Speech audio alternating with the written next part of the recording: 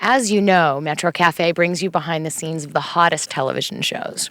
This one is set in the 1800s in a small town in Colorado. But really, it's 1996 and this is Southern California. Jane Seymour invited me down to the set of Dr. Quinn, Medicine Woman.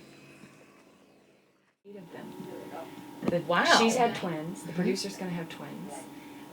Lisa, her makeup artist, just had a baby today, which I just took. Today, hours old. 3 other actors on the pregnancy clothes out there too, especially for women who want to look good at an older age And not hide it. So I'm going to make these little bike pants. Tights. They have a special support that they can hook onto their back, so that it kind of actually holds the baby, especially for women with twins. Yeah. So but there's never anything funky in maternity stuff. It's all like people who somehow want to hide that they're pregnant or something. Yeah. And if you're small, if you're a little petite person, you can get away with buying just baggy clothes, right? And you can get away. But if you're a big woman, then you look it's like really a tent. hard to find stuff that looks decent. Yeah. I mean, and you have those pregnancy places, and they're just those really. I think that would look really nice, I think it would be, so we'll see if that takes off. And then wedding dresses, because man, I had the ladies build my wedding dress, and you could not have gotten my wedding dress because it was all pot de soie satin. I had it embroidered up here on the top, and it said, "Vous êtes nous autres," which means you and no other. Aww. And I gave him a little speech. It can be done it can be done with good taste and cheaper, but I don't know, we'll see. Maybe. It's tough, though. I did a modeling thing, believe it or not, for this wedding. It was more like a wedding convention, and they wanted a bunch of girls at this particular stand for this store in all these wedding dresses. And I'd never even been around it.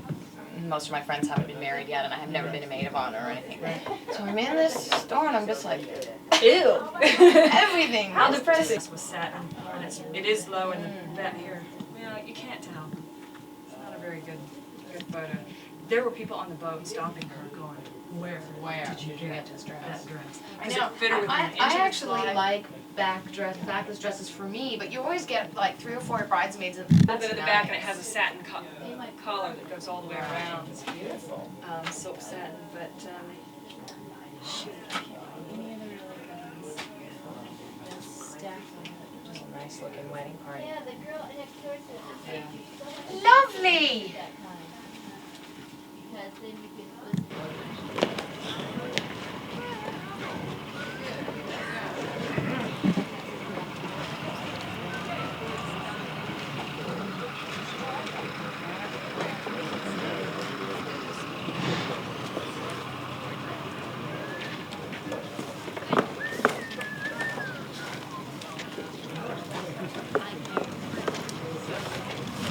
Here I am. I'm finished playing with the horsies.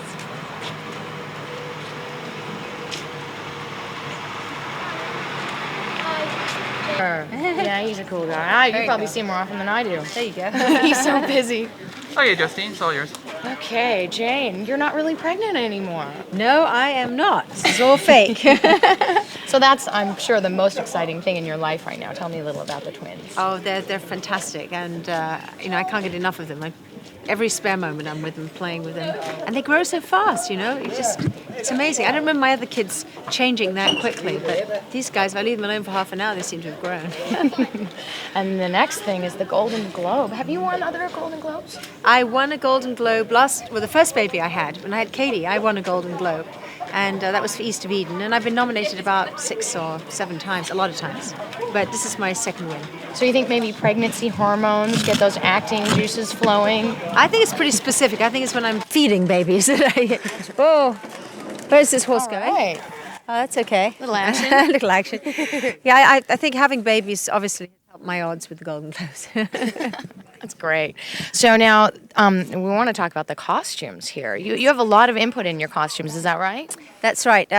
Well, Sherry, it's great because she lets me work with her and come up with ideas. And when we started out, she was doing the wedding dress. And for example, I was in England that winter, and so I went around in all the antique shops and I brought back all these great laces and great collars and things and some fabulous fabrics. And so, I bring stuff over from stores that were established in the 1860s. And I bring them here, and then she turns them into these wonderful dresses.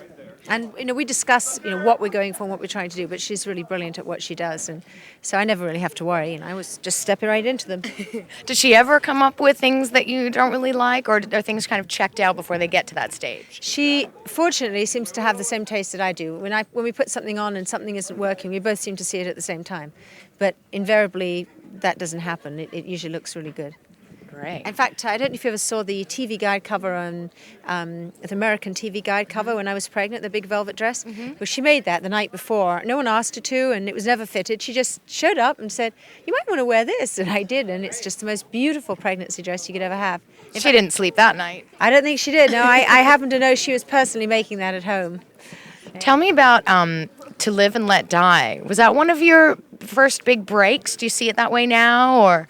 Definitely. I was 20 when I did that, and I starred in a series called The Unedited Line, which is the only other series I've ever done, which happens to take place in the same time period that we're doing right now.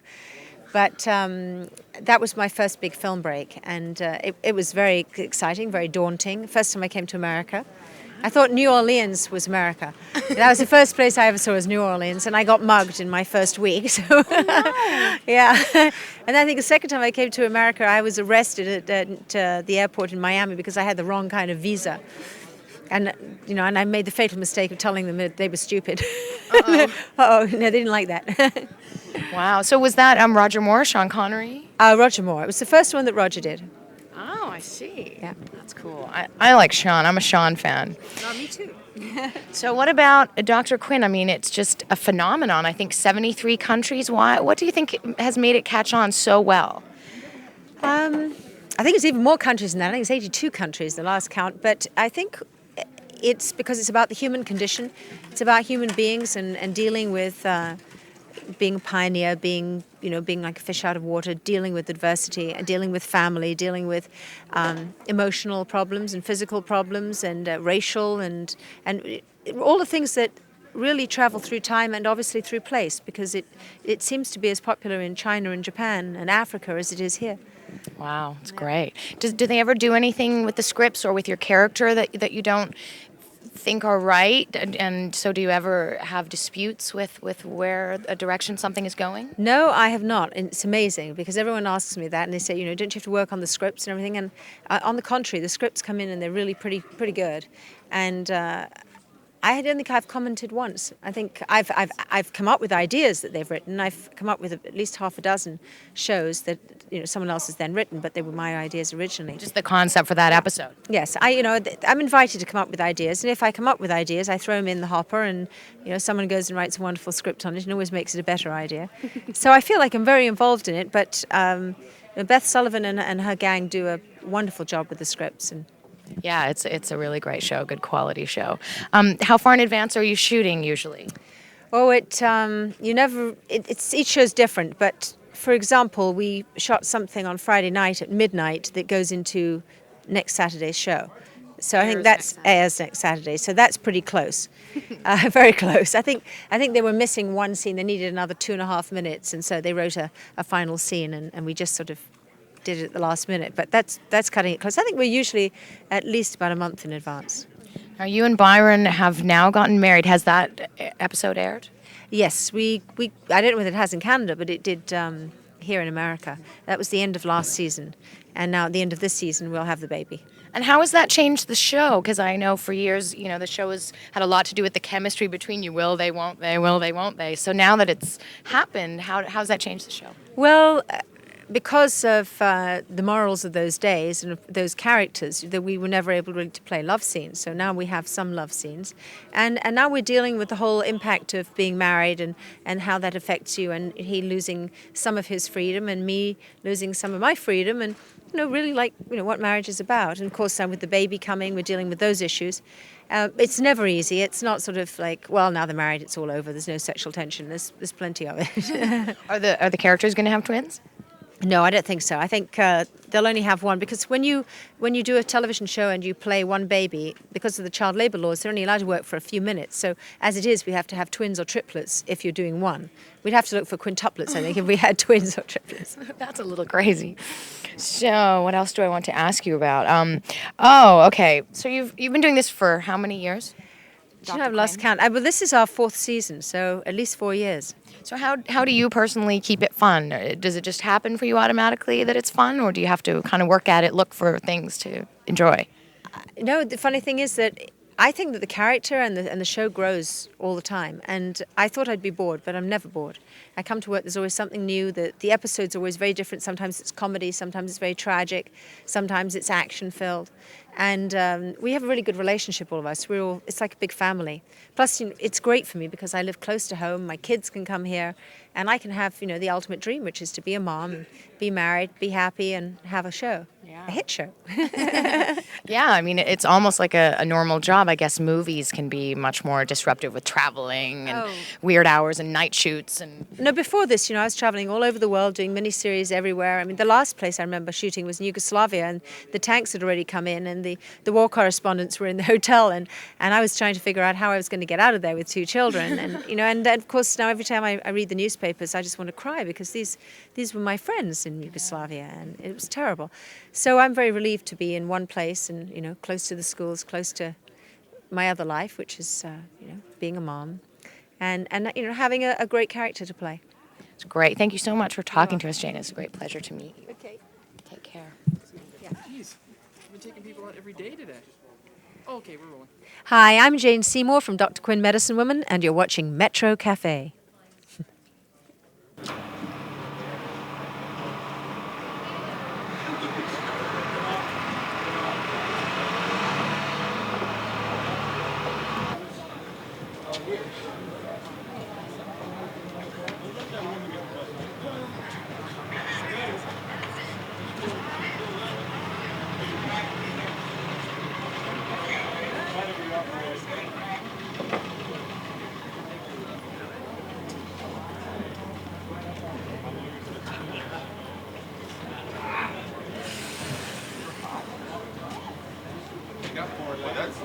That's very unusual that she would sit. I thought you were getting better with that. Shooting when I was. You're not. That's all.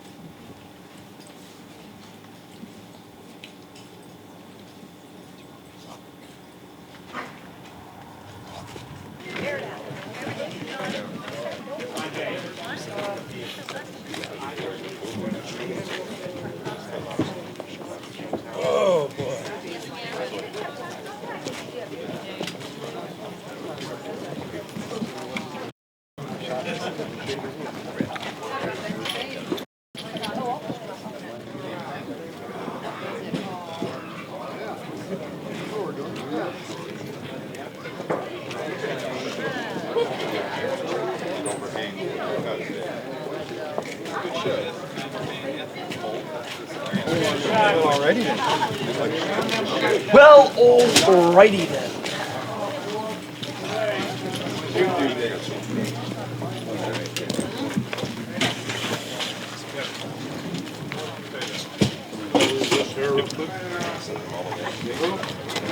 That road's wet.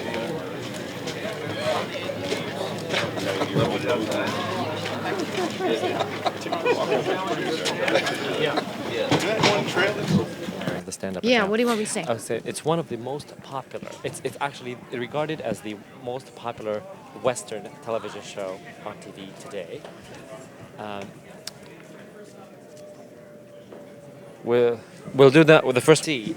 The costume are just as. It's the most popular Western behind the design and creation. There's a lot of time and effort that is put into these costumes, and today on Metro Cafe we're taking you to meet the person behind the. Sherry Ingalls? Yeah, Sherry Ingle. Ingle? Yeah, and Sherry Ingle, and Television. yes. As you can and as you can the see, costumes- elaborate costumes. As you can see, these elaborate Costumes are a big part of the success of the show. Okay. And today on Metro Cafe. This is as close as I could get to a juice. That Gatorade is- or a That's fine. cactus cooler. That's Have you got fine. something for you? Yeah, I got it in my pocket. Great. Thank you. So, and Dr. as- Quinn, Medicine Woman, is regarded as the most popular Western on television today. Today. The costumes, as you can see, the elaborate costumes are a very big factor in the show's success. A lot of time and goes into these beautiful creations. And Today the we woman will meet. behind that. Yeah. Today we will meet the woman behind all of this, Sherry Ingle. Today we'll meet Sherry Ingle, the woman behind the design. Oh, hey, you're awesome. Okay. I have to sit side saddle, don't I? I guess with that In this skirt dress? It would look good if your leg was over that if you can. Really? Yeah. There you, no, that's perfect. Really? Is that how they do it? That is how That's they the do it. balance. That makes sense. This is your balance. There we go. Okay, there you go. Just like surfing. Okay, what is it again? No, one more. Dr. Quinn, Medicine Woman, is regarded as one of the most popular Westerns on television today. As you can see, these elaborate costumes contribute a lot to the show's success. This week on Metro Cafe, we'll introduce you to Sherry Ingle, who is the woman behind these fabulous creations.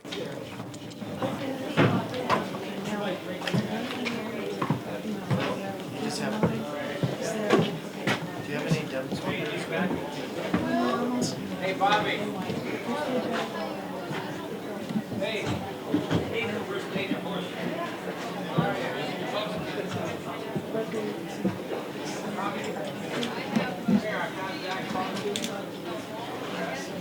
Yeah. Right down there.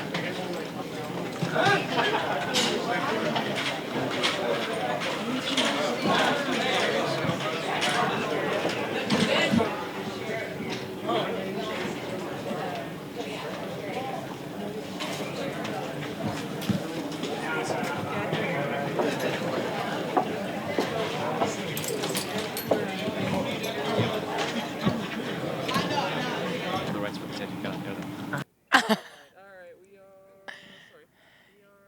Does the feather look dumb? Okay. As you know, Metro Cafe brings you behind the scenes of the hottest television shows. And here I am. Oh.